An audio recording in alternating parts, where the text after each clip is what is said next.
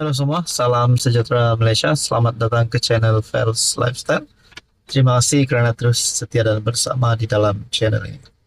Tuan-tuan dan puan-puan, sudah pasti seluruh rakyat Malaysia menginginkan, mengimpikan seorang Perdana Menteri yang mengotakkan janji, yang tidak memungkir janji.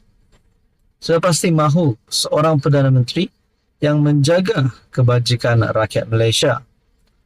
Saudara-saudara, adakah kemenangan kepada Anwar Ibrahim, kepada semua bekas Perdana Menteri hari ini yang pernah memusuhi Anwar Ibrahim? Mungkin Muhyiddin Yassin, mungkin Mahathir. Kerana kita dapat lihat bahawa terdapat beberapa berita baik untuk kerajaan perpaduan berkaitan dengan pelaburan di Malaysia, berkaitan dengan pelaburan AI ataupun komputer pun ada, dan beberapa lagi berita baik untuk ekonomi negara Malaysia. Namun saudara-saudara, ada satu tulisan daripada Syabuddin bertarikh 3 Oktober yang saya ingin kongsikan kepada anda. Anwar jangan hanya pandai berjanji. Perdana Menteri Anwar Ibrahim jangan menjadi seorang pemimpin yang pandai menabur janji tetapi gagal menunaikannya, kata pemimpin amanah Muhammad Hanifah Maidi. Pemimpin amanah membuat kenyataan sedemikian. Adakah amanah sebenarnya sedang marah dengan Anwar? Nah, saudara-saudara, bekas timbalan Menteri Undang-Undang itu menggesah pengurusi PH yang selama lebih 2 dekad memperjuangkan reformasi dan keadilan untuk bertindak dalam kes-kes melibatkan pihak polis. Hanifah mengulas mengenai kes kematian dalam tahanan melibatkan seorang lelaki orang asli berusia 25 tahun di Pahang. Dia juga mengingatkan kenyataan Anwar bulan lepas mengenai serangan yang dialaminya semasa di penjara pada tahun 1998. Maka PM tidak perlu lebih banyak penjelasan mengenai perkara ini. Anwar ketika itu berjanji bahawa pentadbirannya komited untuk menyelesaikan isu penderaan dan kematian dalam tahanan. Kalau orang bicara tentang ada kebimbangan tentang penderaan dalam lokap, tak perlu yakinkan saya, kerana saya tahu apa yang dirasakan. Kita rasa bagaikan tidak terdaya lagi apabila diserang hingga hampir mati semasa dalam tahanan, kata PM. Meskipun Hanifah berterima kasih kepada Anwar atas janji itu, namun dia menegaskan ia satu kelemahan. Malangnya ramai percaya PM dengan segala hormat, hanya pandai membuat janji tetapi agak lemah dalam menunaikan janji.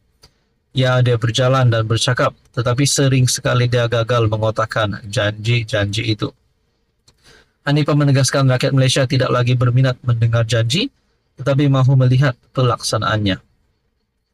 Lagipun kita telah mendengar dan melihat banyak janji daripada beliau atau kerajaan beliau, tambahnya. Hanifah juga menimbulkan isu serangan terhadap seorang pemandu e-hailing yang juga OKU. Kerajaan telah gagal secara teruk untuk menyelesaikan kes keadilan jenayah yang agak mudah, iaitu membawa pelaku yang didakwa menyerang seorang individu yang terdedah kepada tindakan undang-undang, tambahnya. Saudara-saudara, adakah kenyataan Hanifah ini lebih kepada gesaan untuk Anwar letak jawatan sekiranya Anwar tidak dapat menunaikan janji-janji Anwar Ibrahim? Saudara-saudara yang amat dihormati, tuan-tuan dan puan, berkaitan dengan isu ini, apa komen anda?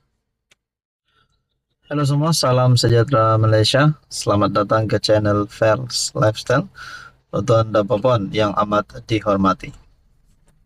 Saudara-saudara, siapapun juga individu, pihak ataupun rakyat ataupun individulah yang terlibat dengan kesalahan, terlibat dengan salah laku, jenayah, rasuah dan sebagainya, perlu dikenakan tindakan undang-undang.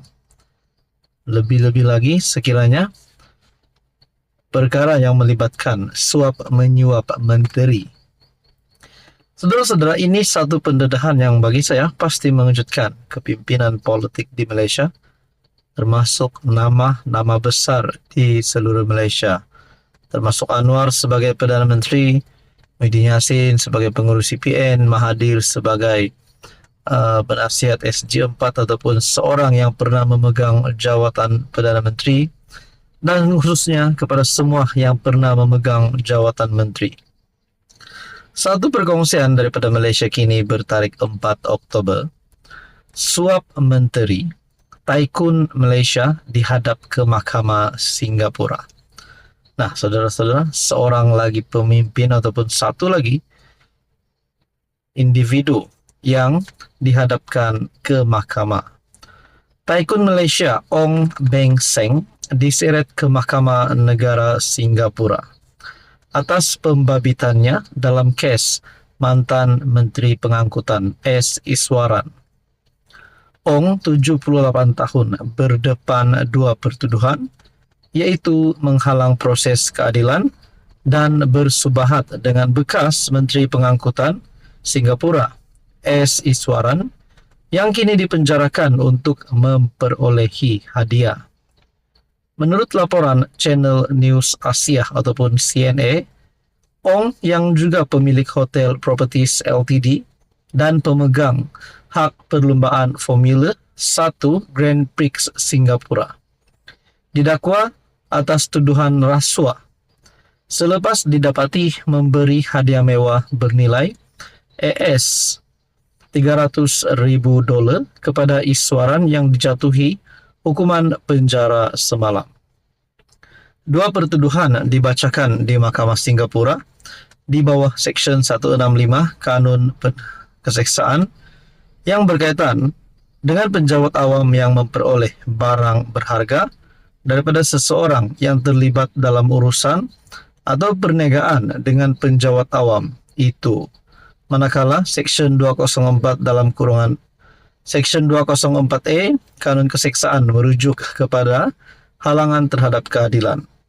Iswaran mula dikaitkan dengan pertuduhan berkaitan Ong apabila dia dikenakan 27 pertuduhan pada 18 Januari, termasuk 2 pertuduhan di bawah Akta Pencegahan Rasuah dan 25 pertuduhan lain di bawah Kanun Keseksaan, dengan 1 di bawah Seksyen 204A dan 24 di bawah Seksyen 165.